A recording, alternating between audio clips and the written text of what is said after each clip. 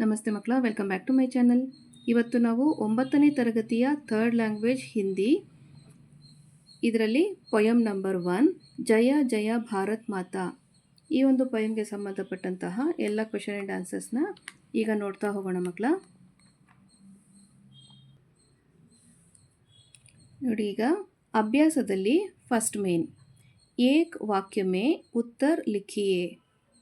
Okay, question number 1 जय जय भारत माता कविता के कवि कौन है? आंसर नोडी मಕ್ಕಳ, जय जय भारत माता कविता के कवि मैथिली शरण गुप्त जी है. ओके, क्वेश्चन नंबर 2 गुप्त जी को कौन सी उपाधि मिली है? आंसर गुप्त जी को पद्म भूषण उपाधि मिली है.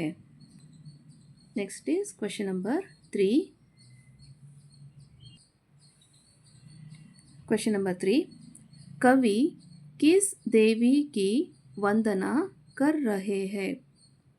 आंसर नोडी, कवि भारत माता देवी की वंदना कर रहे हैं.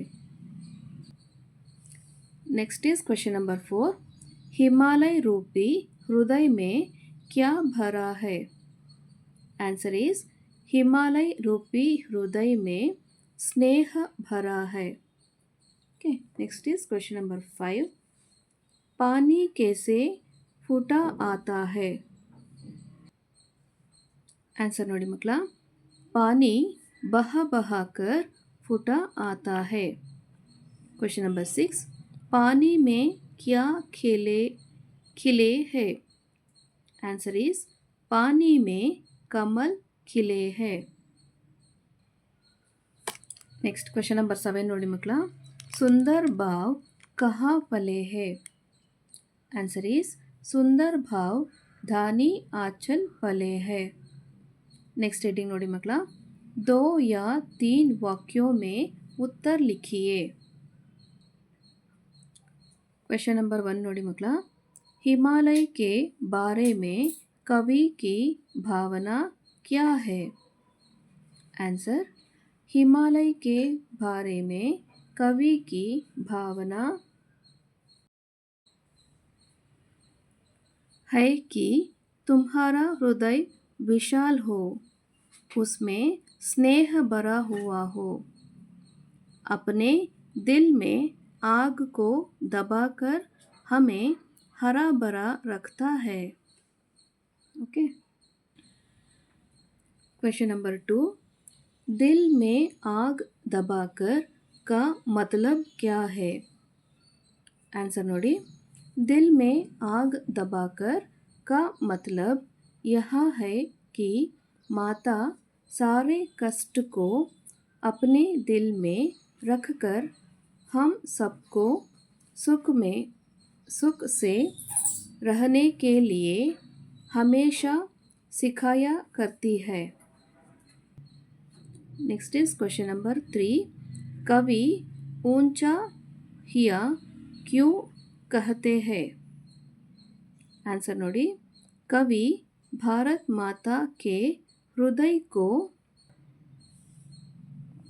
हिमालय पर्वत की तरह उन्नत मांगते हैं क्योंकि उसमें स्नेह भरा है. कष्टों को सहन कर हमें सुख से जीवन बिताने का प्रयास कर रही है. नेक्स्ट इज क्वेश्चन नंबर 4 हमें मिलजुल कर कौन सा गीत गाना चाहिए?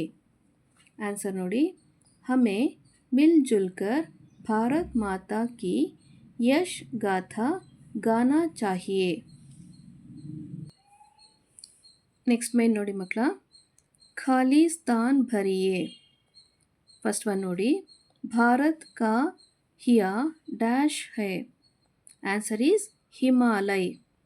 भारत का हिया हिमालय है. सेकेंड वन दिल में डैश दबाकर रखता हमको डैश. ಉತ್ತರ ಆಗ್ ಮತ್ತು ಹರಾ ಭರಾ. ದಿಲ್ ಮೇ ಆಗ್ ದಬಾಕರ್ ರಖ್ತಾ ಹಮ್ಕೋ ಹರಾ ಭರಾ. ಥರ್ಡ್ ಒನ್ ನೋಡಿ, ಡ್ಯಾಶ್ ಚಿರಕಾಲ್ ರಹೆ. ಆನ್ಸರ್ ಈಸ್ ಸೂರ್ಯ ಚಂದ್ರ. सूर्य चंद्र चिरकाल रहे. नमूने के अनुसार तुकांत शब्द लिखिए. उदाहरण ಅಂದರೆ ಎಕ್ಸಾಂಪಲ್ ಮಕ್ಕಳ, ಸ್ನೇಹ ಭರ, ಹರ ಭರ. ಮೊದಲನೇದಾಗಿ ಆತ, ಮಾತಾ. ಸೆಕೆಂಡ್ ಒನ್ ಫಲೆ, ಫಲೆ. ಥರ್ಡ್ ಒನ್ ನಾತಾ, गाथा. कविता में बह बह कर पानी आता का प्रयोग हुआ है. उसी प्रकार निम्नलिखित शब्दों में से सही शब्द चुनकर वाक्य पूर्ण कीजिए. ಇಲ್ಲಿ ಕೊಟ್ಟಿದ್ದಾರೆ ನೋಡಿ ಮಕ್ಕಳ, ಶಬ್ದಗಳನ್ನ ಕೊಟ್ಟಿದ್ದಾರೆ. ಗಿರ್ ಗಿರ್ಕರ್, ಮಿಟ್ ಮಿಟ್ಕರ್, ಸುನ್ ಸುನ್ಕರ್, ದೇಖ್ ದೇಖ್ ಕರ್. ನಾ ಇಲ್ಲಿ ಯಾವುದಕ್ಕೆ ಏನೇನು ಬರಿಬೇಕು ಅಂತ ಇಲ್ಲಿ ಮಾರ್ಕ್ ಮಾಡಿ ತೋರಿಸಿದ್ದೀನಿ ಮಕ್ಕಳ. ಇಲ್ಲೂ ಸಹ ಫಿಲ್ ಮಾಡಿದ್ದೀನಿ. ಫಿಲ್ ಮಾಡಿರೋದು ನಿಮಗೆ ಅಕಸ್ಮಾತ್ ಕಾಣಿಸಿಲ್ಲ ಅಂತಂದರೆ ಇದನ್ನು ರೆಫರ್ ಮಾಡ್ಬೋದು ನೀವು. ಓಕೆನಾ? ಫಸ್ಟ್ ಒನ್ ನೋಡಿ, ಬಾಲಕ್ ಡ್ಯಾಶ್ ಸಿಖಾತಾ ಹೇ. ಇದಕ್ಕೆ ಆನ್ಸರು ದೇಖ್ ದೇಖ್ ಕರ್. ಇಲ್ಲಿ ಕೊಟ್ಟಿದ್ದಾರಲ್ವಾ ಅದೇನೆ. ಬಾಲಕ್ ದೇಖ್ ದೇಖ್ ಕರ್ ಸಿಖಾತಾ ಹೇ. ಸೆಕೆಂಡ್ ಒನ್, ಭಾಷಾ ಡ್ಯಾಶ್ ಬೋಲಿ ಜಾತಿ ಹೇ. ಇದಕ್ಕೆ ಉತ್ತರ ಸುನ್ ಸುನ್ಕರ್. ಇಲ್ಲಿದೆ ನೋಡಿ ಅದು. ಭಾಷಾ ಸುನ್ ಸುನ್ಕರ್ ಬೋಲಿ ಜಾತಿ ಹೇ. ಇದು third one and fourth one ನೋಡ್ಕೊಳ್ಳಿ ಮಕ್ಕಳ. ಥರ್ಡ್ ಒನ್ ನೋಡಿ ಮಕ್ಕಳ, ಮೇಘ ಡ್ಯಾಶ್ ಬರ್ಸತೆ ಹೇ. ಆನ್ಸರ್ ಈಸ್ ಮಿಟ್ ಮಿಟ್ಕರ್. ಮೇಘ मिट मिट कर बरसते हैं. फोर्थ वन, बच्चा डैश चलता है. आंसर इज गिर गिर कर. बच्चा गिर गिर कर चलता है. नेक्स्ट हेडिंग नोड़ी मकला, इस कविता की प्रथम 8 पंक्तियों को कंठस्थ कीजिए. ಈ ಪೊಯಮಲ್ಲಿ ಬರೆದಂತಹ ಮೊದಲನೇ 8 ಸಾಲುಗಳನ್ನು ಕಂಠಪಾಠ ಮಾಡಬೇಕು ಮಕ್ಕಳ. ನೋಡ್ದಿರ ಹೇಳೋದಕ್ಕೆ ಬರಬೇಕು ಅಂತ ಅರ್ಥ. ಓಕೆನಾ?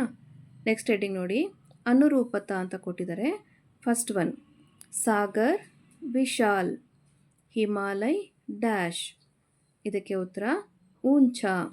ಹಿಮಾಲಯ್ ಊಂಚಾ. ಅಂಧಕಾರ್ ಅಂಧೇರಾ.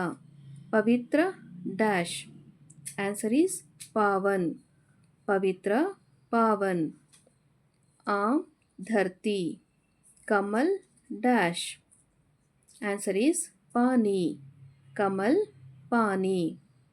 सूर्य सूरज. चंद्र डैश. आंसर इज चांद. चंद्र चांद. ಮಕ್ಕಳ, ಇಲ್ಲಿಗೆ ಜಯ ಜಯ ಭಾರತ್ ಮಾತಾ ಈ ಒಂದು ಪೊಯಮ್ಗೆ ಸಂಬಂಧಪಟ್ಟಂತಹ ಎಲ್ಲ ಪ್ರಶ್ನೋತ್ತರಗಳು ಮುಗಿದಿದೆ ಮಕ್ಕಳ.